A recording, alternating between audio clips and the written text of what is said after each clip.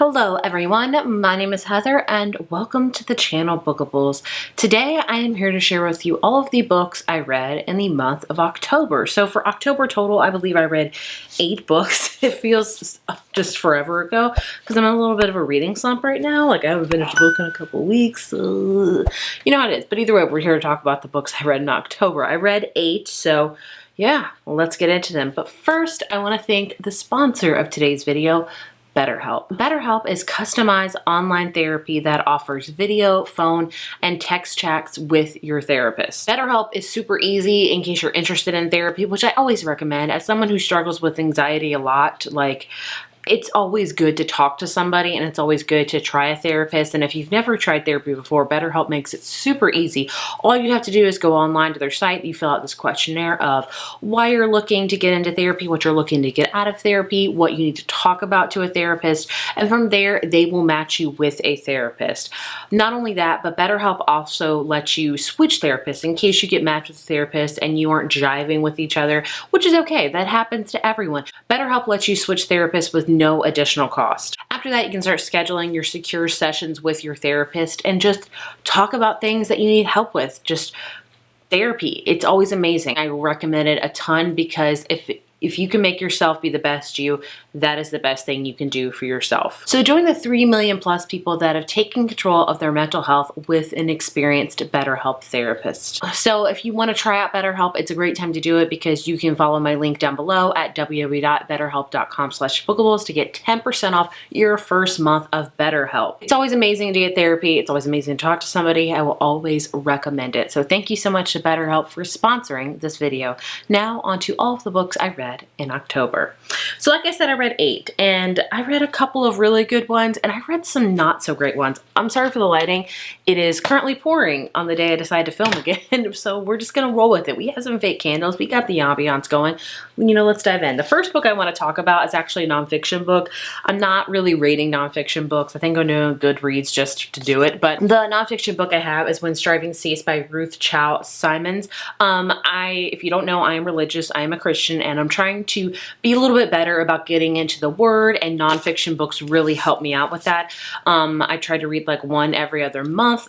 In fact, I joined a new online Christian book club, which is great. I'll leave it down below. I think it's called Revived, and we're starting a new book really soon, so I'm very excited for it. But this one was really awesome. So this is all about, it says, replacing the gospel of self-improvement with the gospel of life-transforming grace, which I think it really takes the whole turn of the whole self-help and self-improvement fad we've had for a while, which it's not a bad thing. Self-help is always a really great thing, but this one really delves into like the Word of God and knowing that you never will be enough. I can never be enough because God is all enough. And it just really talks about that. I really enjoyed it and I would highly recommend it in case you're looking for a nonfiction book that is Christian. I really liked it. Moving on to the fiction books I read. Like I said, I read some not really good ones. One that I read that I was really excited about it because it was like pitched as like a 90s thriller movie. Like I know What You Did Last Summer, which is just a classic. Jennifer Love Hewitt, Freddie Prinze Jr., Ryan Phillippe, Sarah Michelle Gellar. Yes, yes, yes. We all know Sarah Michelle Gellar, my love for Buffy. But anyway, that is The Engagement Party by Darby Kane. This does not come out till December, but I thought spooky season is the perfect time to read it. And I gave it a 2 out of 5. It was I can see where it draws similarities to I Know What You Did Last Summer and got the horrors kind of 90s vibe, but no, it just wasn't good. I couldn't tell you a single character in this book. It's about this group of college friends that haven't spoken for years. One of them's getting married, and so the guy that's getting married decides to bring them all to like this secluded island for like a big like, hey, reunion. But of course, when they get there, things are not quite what they seem and they find a dead body in the trunk. You can get where it's going from there. And they're all just horrible people. They're hiding this secret that happened years ago and you just don't care. I don't like to be brash and about some books, but this one I just did not love. I didn't. I give it a 2 out of 5. There you have it. Moving on to my other 2 out of 5 thriller, The Stranger Upstairs by Lisa M. Matlin. I was very excited for this one, so much so that I bought it, and no, I didn't. So this one is it's about a therapist and self-help writer, Sarah, who has just bought this gorgeous Victorian mansion, and in this mansion, there was this murder that happened years ago that's made this mansion famous. And she's like, you know what? I'm going to redo this mansion. I'm going to blog it. I'm going to be famous even more. And her marriage is on the fritz. People hate that she's moved into this house because they don't feel like it's the right thing to do. And she starts seeing and hearing things, and she thinks that somebody is in the attic pretty much. It says, with every passing moment, Sarah's life spirals out of control, and with her sense of reality, as she peels back the curling wallpaper and discovers the house secret, she realizes the deadly legacy of the Blackwood house has only just begun. It was boring. The ending was not that great. I don't want to bash a lot of books, so 2 out of 5. Let's just move on. I have a romance that is the epitome of fall, and that is Better Hate Than Never by Chloe Leese. This is the sequel to her book that she released last year called, I want to say Two Wrongs Make a Right. I don't know, but this is a retelling. She's doing kind of like a Shakespeare retelling. This one's a retelling of Taming of the Shrew, which, if we don't know, my favorite movie all the time is 10 Things I Hate About You, which is a retelling of Taming of the Shrew. So this one we follow Katerina and Christopher, and they have known each other ever since they were little kids. They've loved each other. They do not have a good relationship.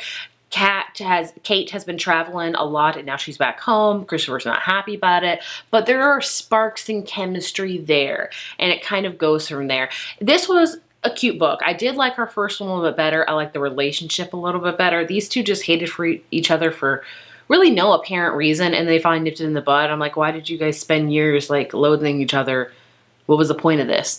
Like, you know, it didn't make any sense, but it was cute. It does have great representation as well.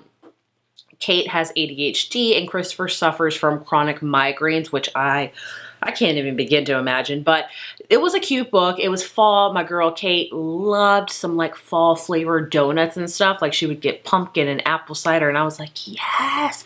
Overall, it was cute. I gave it a 3.5 out of 5. If you're looking for like a book that's kind of fallish, like a fall romance, I would recommend checking this one out. Next up, I have Morbidly Yours by, I think Ivy Fairbanks. That's it. I saw this on Kindle Unlimited, and I saw some people talk about it. I'm like, oh, it's romance, but it's also spooky. We have Lark, who moves to Scotland because she recently has lost her husband a couple years ago. She's a widow, and she is she works in like an animation, like she's an animator, if you will, and she moves in next door to this funeral home. And this guy named Callum is the owner of that, and he's very shy and recluse, and Lark is she's very outspoken and funny and spirited, and they become friends and something more. This one's a little bit deeper than what it seems because Lark is a widow. She never thought she would find love again, and she's kind of burying that part of her. And then Callum is very closed off. He's had a lot of things happen to him, and basically the love story is really cute. It's really organic, and I really enjoyed it. It was a great Kindle Unlimited read because sometimes those can be hit or miss, but I thoroughly enjoyed it and would give it a 4 out of 5. If you're looking for, it wasn't really spooky because it, you know, just because they owned a funeral home doesn't mean it's spooky or anything, but I did really enjoy it and I would recommend it. Next up, we have a thriller, and that is Ashley Winstead's new book, and that is Midnight is the Darkest Hour. So this is her 3rd thriller book, and I have come to really enjoy her thrillers. My favorite still is her first one, In My Dreams I Hold a Knife. She picks the longest titles ever, honestly, but this one was interesting. It's kind of like a Thelma and Louise, but like set in the deep south with maybe something supernatural, if you will. So it's set in this very small town in Louisiana, and it follows a girl named Ruth, who is the preacher's daughter. And you know, when you get to the deep south, they really teach a lot of fire and brimstone in their churches. Like they don't talk a lot about heaven. I feel like they just talk about straight hell all the time, which I mean, true, but it's like, I feel like you got some sort of, you know what I'm saying? Does that make any sense? As a Christian, I'm just like, oh my gosh, this gets so depleting, honestly. So Ruth has always lived her life under a microscope. Like everybody knows everybody in the small town. You can't do anything. Her dad is like the boss, and he says all, and you have to respect him. And she has made friends with kind of like the town's outcast. They call him like the devil's son. I don't know. And she calls him Ever, and they become best friends. And this book has 2 timelines of when they first met and different leading up to that until now, when Ever comes back to town because something him and Ruth did, a crime perhaps, comes to fruition many, many years later. It was okay. It wasn't like super amazing. The ending was so open-ended and ambiguous. ambiguous. I always struggle with that word. That I didn't love it. I like a good closed ending, if you will. But I have to say, this book also talked a lot about Twilight because Ruth was very sheltered. She couldn't read anything. So she found Twilight in like a donation bin at the library. And of course, her being like 14, like a typical 14-year-old, she devoured the crap out of that book like I did when I was 14. And she kind of envisions her first love to be Edward and things like that. And I really appreciate the talk of Twilight in this because I felt so connected to it because I was 14 when I discovered it when it first came out. But either way, it was okay. It wasn't like amazing. It wasn't my favorite Ashley Winstead book. They have like this talk of this low man, this vampiric figure, which I didn't love. I gave it a 4 out of 5. It definitely wasn't my favorite Ashley Winstead book. My favorite will always be her first one, honestly. Then we have a book that I was very pleasantly surprised by, and that is This Spells Love by Kate Robb. This is a debut novel. I originally saw it on Echo. I thought it was going to be witchy and spooky, and it's neither of those things, but I loved it. This one doesn't come out till December, which I did not know when I read it, so I'm sorry. But basically, this follows a character named Gemma, and at the beginning of this book, she has gotten broken up with her boyfriend of 4 years, and she's very devastated about it. She's like, I wish I never met him. And so she decides, her aunt, who's a kooky aunt, has like a bookstore. She finds like this witchcraft book, and she's like, let's do a spell to make you forget about him. And so she's there with her aunt, her sister, and her best friend Dax for the past 4 years. She's like, I wish I never met my ex-boyfriend. And the next day she wakes up and she's like kind of in an alternate reality where she had never met her ex-boyfriend. And coincidentally enough, she's also never met her best friend Dax because she met her ex-boyfriend and her best friend on the same night. And so she is trying to fix this because Dax is her best friend. He knows everything about her. She knows everything about him. He's the center of her world. You can get where I'm going with this. And so in this alternate reality, he has no clue who she is. And so she's trying to become his friend and then learns that, oh my gosh, maybe I'm in love with him. You know, it's quite obvious, duh. But it was really cute. I love the relationship of Gemma and Dax. She was very funny. She also, like, I really appreciated in this book too, because a lot of times with romance books and women's fiction books, I feel like we kind of get the main character syndrome where Gemma, yes, you are the main character, but there are other people that have lives. She has a sister who is another one of her best friends who she loves and adores. And she often goes to her sister and just kind of soapboxes, you know, like, oh, what was me, what was me, what was me. And her sister is married, has 3 kids, and they're all younger, and her sister's kind of struggling with her own life. And eventually she's like, you know what, like, I'm tired of like always dealing with you. Like, you know, like, I have my life, I have my problems. And you know what, Gemma corrects herself. And I was very pleasantly surprised by that because a lot of times when you read books, it's all about the main character. It's like nobody else has other lives. So random side tangent, but I appreciate that. I would give this a 4.5 out of 5. It was a debut novel. Wasn't expecting that because it was written very well, and I would keep your eyes peeled for it because I thoroughly enjoyed it. In December, check it out then. My favorite book, which I was not expecting at all, is a horror, thriller, whatever. My Darling Girl by Jennifer Mann. This book was freaking intense. Oh my gosh. So this book follows a character named Allison, and she did not have the best bringing up. Her and her brother they had a mom and dad.